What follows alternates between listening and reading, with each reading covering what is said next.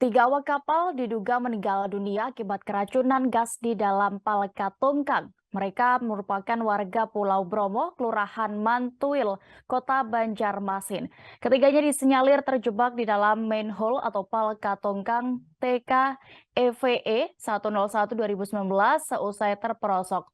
Dan untuk mengetahui informasi lebih detailnya terkait kejadian ini, kami sudah terhubung dengan rekan Rifki Sulaiman, reporter dari Banjarmasin. Silakan dengan laporan Anda. Iya, selamat siang. Terima kasih rekan Dea. Pada Jumat tanggal 2 Juni 2023 kemarin, tiga orang pria atas nama Asrani, Dullah, dan Ahmad ditemukan tewas di dalam Palka Tongkang TKIF 101-2019. Dugaannya, tiga orang warga Pulau Bromo, Kecamatan Mantuil, Banjarmasin Selatan itu tewas akibat keracunan gas di dalam Palka Tongkang.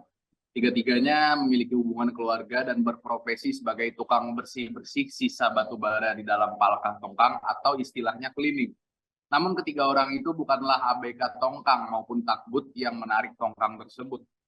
Hal itu ditegaskan oleh Junaidi, Chief Officer Takbut atau Mualim 1 Takbut tersebut. Junaidi awalnya mendapat laporan bahwa ada orang di dalam tongkang tersebut. Pihaknya pun segera menghentikan tongkang yang sedang berjalan itu dan segera memeriksa ke tongkang tersebut. Mualim 1 Takbut tersebut mengatakan tidak tahu siapa ketiga orang itu. Tiga orang warga Pulau Bromo yang tewas di dalam Palka Tongkang itu disinyalir karena terperosok di dalam manhole yang ada di tongkang.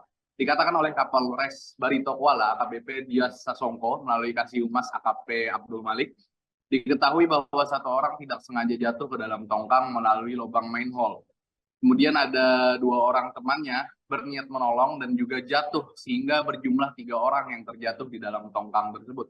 Para korban tersebut diketahui sedang melakukan cleaning pada tongkang yang ditarik takbut Linton 156 yang berlayar dari Taboneo menuju ke Banjarmasin.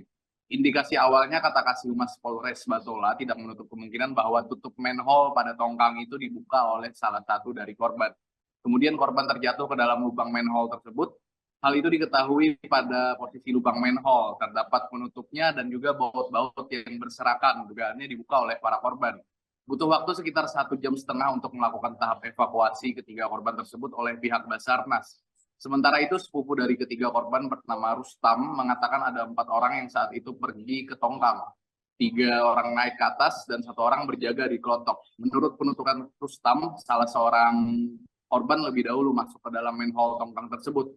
Namun nasib naas dialami korban yang pertama. Dia tak bisa keluar lagi dari dalam manhole sehingga 2 korban lainnya berusaha untuk menolong rekannya yang tak bisa keluar itu. Namun entah bagaimana, kata Rustam, 2 orang yang hendak menolong itu malah ikut terjatuh ke dalam palka, sehingga tiga-tiganya tak bisa keluar palka yang cukup tinggi ternyata. Melihat ketiga korban tak kunjung keluar, rekan korban yang sedang berjaga di klotok, yakni Supian, segera naik ke atas tongkang untuk memeriksa. Supian segera menengok lubang manhole yang terbuka itu, dan ternyata saat itu ketiga korban memang berada di dalam palka dan kondisi tidak bergerak lagi. Hanya kepalanya saja yang terlihat di air. Melihat hal itu, Supian pun segera melaporkan kejadian tersebut ke pihak kepolisian yang ada di wilayah itu, serta ke pihak keluarga korban. Ketiga korban berhasil dievakuasi oleh pihak Basarnas, dibantu relawan emergensi dan aparat berwajib menuju dermaga Basarnas Banjarmasin. Jenazah korban pun segera dibawa ke ruang pemulasaran jenazah RSUD Ulin Banjarmasin untuk pemeriksaan lebih lanjut. Demikian yang bisa saya laporkan, rekan Dea, kembali ke studio. Baik, terima kasih rekan Rifki. Tribuners, rekan kami juga sudah mendapatkan keterangan dari Koordinator Lapangan Basarnas Banjarmasin, Dendi Prasetyo. Berikut informasinya. Baik, selamat malam teman-teman. Jadi kita mendapatkan informasi bahwa ada 3 orang di manhole di tongkang ya. Kita dapat informasi 3 orang di dalam.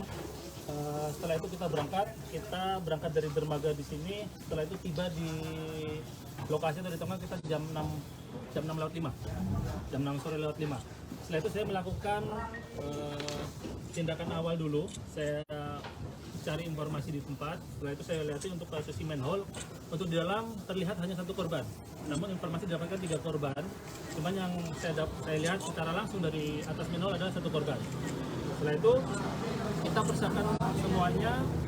Setelah itu kita turunkan 2 tim masuk ke dalam menggunakan SCBA karena kita curigai di dalam minimnya oksigen.